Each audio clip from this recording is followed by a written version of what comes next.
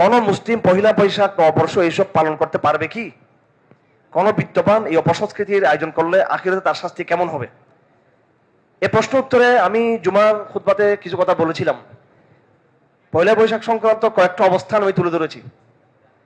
প্রথম নম্বর কথা হলো যে পয়লা বৈশাখ বাংলা নববর্ষ বা যে কোনো নববর্ষকে কেন্দ্র করে কেউ যদি এটাকে নিজেদের জাতীয়তার পরিচয়ের মানদণ্ড হিসেবে গ্রহণ করে এবং ইসলামের চেয়ে এই জাতীয়তার উৎসব এবং জাতীয়তার পরিচিতি সংস্কৃতি এক্সপ্রেশন গুলোকে বড় মনে করে, ইসলামের চেয়ে বড় মনে করে, তাহলে এটা কিন্তু সম্পূর্ণ এটা আকীদা বিধ্বংসী, এটা কুফরের পর্যায়ে যাবে। এটা একটা প্রথম কথা। আমাদের দেশে দেখা যাচ্ছে যে ঈদের মৌসুম আসলে আমি মুসলিম এটা আমাদের মিডিয়া বলে না, আমাদের সাংস্কৃতিক জগৎ এটা বলে না, কিন্তু পয়লা বৈশাখ আসলে আমি বাঙালি, আমি বাঙালি, আমি বাঙালি। এমনকি তারা এটাও বলে, বাংলা একাডেমির দেওয়ালে লেখা আছে যে বৌদ্ধ, হিন্দু, খ্রিস্টান, মুসলমান এগুলো আমাদের আসল পরিচয় নয়, আমাদের পরিচয় আমরা আসল বাঙালি, এটা পরিচয়। তো যদি এইভাবে জাতীয়তাবাদকে যদি নিয়ে আসা হয়, এখানে জাতীয়তাবাদকে যদি আদর্শ হিসেবে নিয়ে আসা হয় পয়লা বৈশাখকে কেন্দ্র করে, পয়লা বৈশাখের দুইটা দিক, একটা তার আদর্শিক দিক, তার ফিলোসফিক দিক, আর তার কালচারাল দিক, সাংস্কৃতিক দিক। তার আদর্শিক দিক যেটা, এটা কুফরি হবে কেউ যদি নিজেকে মনে করে যে এটা আমার পরিচয়, এটা আমার মূল পরিচয়, আমি আল্লাহর আব্দুল্লাহ, আমি আল্লাহর গোলাম, আমি মুসলিম, এটা আমার মূল পরিচয় নয়। যদি এবার যদি সাংঘর্ষিক করে ফেলে ইসলামের সাথে, তখন সেটা আকীদা বিধ্বংসী, এটা কুফর হবে। এটা নম্বর 2, পয়লা বৈশাখের যে বিষয়টা, এখানে যে অপসংস্কৃতি যেটা আছে, মঙ্গল শোভাযাত্রার নামে বিভিন্ন অপসংস্কৃতি, নারী পুরুষের অবাধ মেলামেশা ইত্যাদি, গান বাজনা এবং বিভিন্ন পুতুল এবং বিভিন্ন জীবজন্তুর ছবি ইত্যাদি ইত্যাদি যত রকম ইয়ে আছে, 2 নম্বরে এটা কুফরি নয়, তবে এটা সম্পূর্ণ হারাম, এটা ফাসিক, এটা কবিরা গুনাহ, এটা কবিরা গুনাহ। নম্বর 3 হচ্ছে এই তার অর্থনৈতিক দিক, বৈশাখ জ্যৈষ্ঠ আষাঢ় শ্রাবণী যে বাংলা বর্ষের যে অর্থনৈতিক দিক, আমরা আমাদের কৃষি কর্মের জন্য এটা আমরা হিসাব নিকাশ রাখতে হয় আমাদেরকে, এই হিসেবে বর্ষ গণনা এটা ঠিক আছে, আমাদের জানতে হবে এটা বৈশাখ মাস, পরবর্তী এটা জ্যৈষ্ঠ, কোন মাসগুলো আমাদের জানতে হবে। এটা অর্থনৈতিক কারণে জানলে বা মৌসুমগত কারণে, প্রাকৃতিক কারণে, অর্থনৈতিক কারণে যদি আমরা বৈশাখকে জানি বা আমরা হিসাব রাখি, তাতে কোনো সমস্যা নেই। এটা হচ্ছে 3 নম্বর বিষয়। 4 নম্বর বিষয়টা হচ্ছে বৈশাখ মাসকে কেন্দ্র করে কিছু যেগুলো উৎসব হয়ে থাকে, যেমন মেলা হয়ে থাকে, মেলা যেমন আমাদের চট্টগ্রামে জব্বর মিয়ার বলি খেলা, তারপরে কি বলে এটাকে, চিটাগাং মেলাটাকে বৈশাখী মেলা বলে, বৈশাখী মেলা, এখানে জব্বর মিয়ার বলি খেলা বলে, বিশাল একটা মেলা বসে, এটা চট্টগ্রামে বেশি হয়ে থাকে।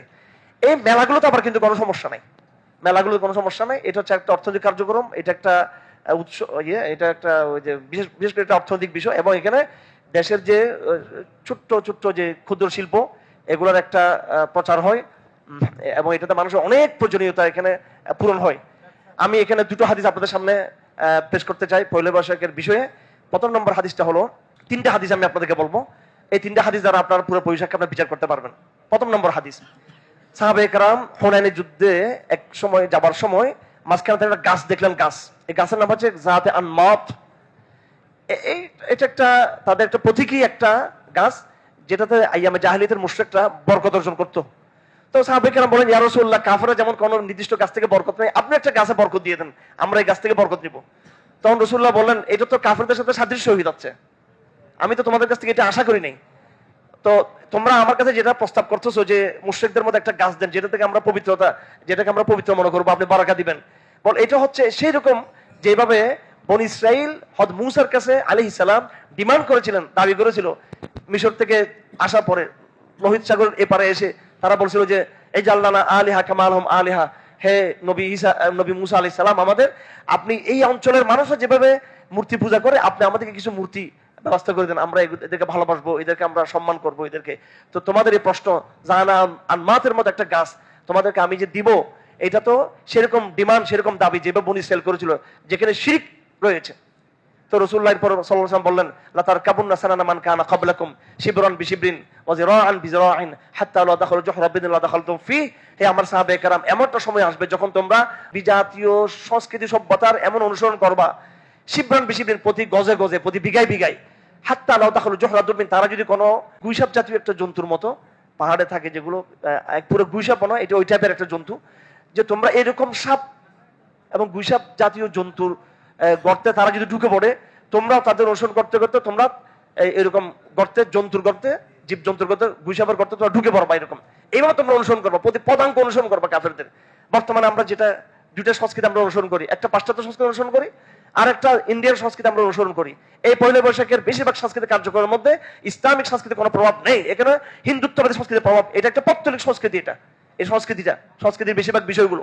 আচ্ছা, এটা একটা হাদিস। 2 নম্বর হাদিসটা হলো আমাদের নবীজি সাল্লাল্লাহু আলাইহি ওয়াসাল্লাম, একটা তো হচ্ছে আপনার বৈশাখের যে কালচারাল যে সাংস্কৃতিক যে আনুষ্ঠানিকতা, এটা একটা। 2 নম্বর বিষয়টা হলো নববর্ষে উদযাপন।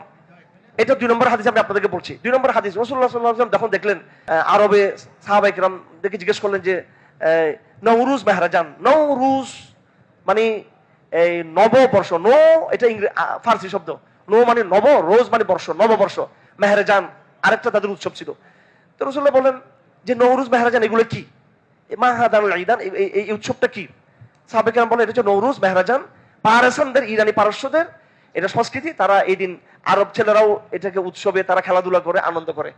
তো রাসূলুল্লাহ কি বলেন দেখেন, এখানে রাসূলুল্লাহ সাল্লাল্লাহু আলাইহি ওয়াসাল্লাম সেটাকে কিন্তু কি করেন নাই, নরমালাইজেশন করেন নাই এটাকে। এখানে একটা আমি হেফাজত ইসলামের একটা বিবৃতি দিয়েছিলাম, আমি একটু দ্বিমত পোষণ করতে চাই স্পষ্টভাবে। আমি হেফাজত ইসলাম যুগ্ম মহাসচিব হিসেবে আমার বড় পরিচয় নয়, তবে আমি হেফাজত ইসলামের একদম প্রতিষ্ঠাকালীন সদস্য হিসেবে বলতে চাই এটা। হেফাজত ইসলাম যেটা বিবৃতি দিয়েছে যে শালীনতা বজায় রেখে বৈশাখী শোভাযাত্রা করতে হবে। তার মানে যে এই নববর্ষের যে কনসেপ্ট, এটাকে নরমালাইজ করা হচ্ছে এটাকে। এখন আপনি বলবেন নববর্ষের কনসেপ্টকে অস্বীকার করা যাবে? আমি তো আগে বলছি নববর্ষের কনসেপ্টটা যদি এটা অর্থনৈতিক কারণে হয়ে থাকে, এটা কখনো এটা অস্বীকার করা যাবে না। এটা অর্থনৈতিক কারণে হয়ে থাকলে আমার মেলার বিষয়টা অস্বীকার করা যাবে না। কিন্তু এরকম অপসংস্কৃতি দ্বারা পরিপূর্ণভাবে আবৃত, পরিপূর্ণ অপসংস্কৃতি দ্বারা পরিচালিত এরকম একটা ইয়েকে শুধু আপনি বললেন যে এটাকে শরিয়া গণ্ডিত করতে হবে। কিসের শরীরে কথা শুনবে এটা? এটা উদাহরণ হলো এরকম, হেফাজতের বিবৃতির উদাহরণ হলো এরকম যে সাহাবায়ে কেরাম যখন জিজ্ঞেস করেন ইয়া রাসূলুল্লাহ নওরুজ মেহরাজান কি করা যাবে, তখন রাসূলুল্লাহ বলতেন আচ্ছা ঠিক আছে তোমরা নওরুজ মেহরাজান করো, একটু বোরকা পর্দা পরে দাঁড়িয়ে পরে সেটা করিও। কিন্তু রাসূলুল্লাহ সেটা বলেন নাই, এটাকে নরমালাইজেশন করেন নাই, এটাকে ইসলামাইজেশন করেন নাই। ইসলামাইজেশন এটা একটা বড় ফিতনা জমার ভিতরে, মানে যে কোনো বিষয়কে ইসলামাইজেশন করা, ইসলামীকরণ করে ফেলা। আকীদার বিষয়টা আমাদেরকে জানতে হবে, ভালো বুঝতে হবে। রাসূলুল্লাহ সাল্লাল্লাহু আলাইহি ওয়াসাল্লাম কি বলছেন, তার গোড়াটাকে পরিবর্তন করে দিয়েছেন। না, এরকম উৎসবের আনন্দের জাতবিরোধী কোনো কনসেপ্টের সাথে ইসলাম একমত নয়। তো রাসূলুল্লাহ সাল্লাল্লাহু আলাইহি ওয়াসাল্লাম কি বললেন যে তোমাদেরকে আল্লাহ পাক নওরুজ মেহরাজানের বিকল্পে আরো দুটো কি দিয়েছেন, উত্তম উৎসব তোমাদেরকে দিয়েছে, ঈদুল ফিতর, ঈদুল আযহা, অল্টারনেটিভ দিয়েছে এখানে। আমরা আমাদের ঈদুল ফিতরকে প্রমোট করব, আমরা আমাদের ঈদুল আযহাকে প্রমোট করব। আপনার আনন্দ করার দরকার, ঈদুল ফিতরের দিন আনন্দ করবেন। আনন্দ করার দরকার, আপনি ঈদুল আযহার দিন আনন্দ করবেন। আমি আপনাদেরকে বলতে চাই, সামনে তো ঈদুল ফিতর তো চলে গেল, করতে পারেন নাই বেশি একটা আনন্দ মনে হয়। আগামী ঈদুল আযহা আসতেছে, আপনারা গোশতের যত প্রকারের গরু এবং ছাগল, উট, ঠিক আছে, তুম্বা, তারপর কি এগুলো দিয়ে কোরবানি দিয়ে নানা রকমের আপনার এটার উৎসব করবেন। মেজবান দেবেন আপনি, ডিসি হিলে করবেন, তারপরে আপনার এই যে এখানে জিলাপি বাহারে করবেন, সিআরবিতে করবেন, ফজলিকে করবেন, পুরো চট্টগ্রাম শহরটাই তো হচ্ছে বিনোদনের স্পট। ঢাকাতে তো কিছুই নাই, কৃত্রিম সবগুলো ঢাকা, এখানে করবেন, এখানে তাকবীরের ধ্বনি তুলবেন। সেখানে ঈদ উৎসব, ঈদুল আযহা উৎসব, ঈদুল আযহা উৎসব পালন করবেন আপনি, হ্যাঁ, কোনো সমস্যা নেই। ঘোড় দৌড় করবেন, যেমন আমরা গত সপ্তাহে আমাদের ভাইরা করেছে এখানে, ঈদ উৎসব তারা করেছে এখানে, তীর, পাঞ্জা লড়াই, তারপরে দৌড় প্রতিযোগিতা, দড়ি টানাটানি ইত্যাদি উৎসবের মাধ্যমে আপনি করতে পারবেন। আমরা আমাদের উৎসব, আনন্দ, সংস্কৃতি এগুলোকে ঈদুল ফিতরে নিয়ে আসবো, ঈদুল আযহাতে নিয়ে আসবো, এটাকে আমরা প্রমোট করবো। আরেকটা হাদিস, এটা গুরুত্বপূর্ণ, এটা শেষ হাদিস, এটা বলে দিচ্ছি। ঠিক আছে, বৈশাখী সংস্কৃতির মধ্যে কিছু অপসংস্কৃতি আছে, খারাপ দিক আছে, আদর্শিক সমস্যা আছে, মিডিয়া যেটা করে থাকে, আবার কালচারাল সমস্যা আছে। কিন্তু সেটার যে মেলা যেটা আছে, জব্বর বলি খেলা ইত্যাদি ইত্যাদি, যেগুলো বল মেলা, আনন্দ, এই ক্ষেত্রে ইসলামের অবস্থানটা হলো আইজামে জাহেলিয়াতে দুটা মেলা ছিল, মেলা ওকাজ আর জুলমাজান্না, আমাদের চট্টগ্রামের বলি খেলার মতো। এই বৈশাখী মেলা বলে না, এটা বড় এবং বিভিন্ন জায়গায় মেলাটা হয়ে থাকে, বছর শুরু দিয়ে হয়ে থাকে এটা। এই মেলার যেহেতু একটা অর্থনৈতিক দিক, সাহাবায়ে কেরাম জিজ্ঞেস করেন ইয়া রাসূলুল্লাহ ওকাজ এবং মিজান্না, এটা তো মেলা, আইজামে জাহেলিয়াতের মেলা। এখন ইসলাম যেহেতু আসছে, আমরা কি আইজামে জাহেলিয়াতের এই মেলাগুলোকে প্রত্যাখ্যান করব? বিল্লাহি মিনাশ শাইতানির রাজিম, বিসমিল্লাহির রহমানির রহিম, লা জুনাহা আলাইকুম আম তাবতাগু ফাদলাম মির রাব্বিকুম, যে তোমরা আল্লাহর ফজলকে অনুগ্রহ করতে সমস্যা নাই। মেলার মধ্যে গিয়ে আপনি হস্তশিল্প, কুটির শিল্প, ছোট ছোট শিল্প যেগুলো আছে অর্থনৈতিক কারণে, সেগুলো আপনি কিনবেন, সংগ্রহ করবেন, উপহার দিবেন মানুষকে, এটাতে কোনো সমস্যা নাই, মেলার মধ্যে কোনো সমস্যা নাই। এ হচ্ছে কয়েকটা বিষয়।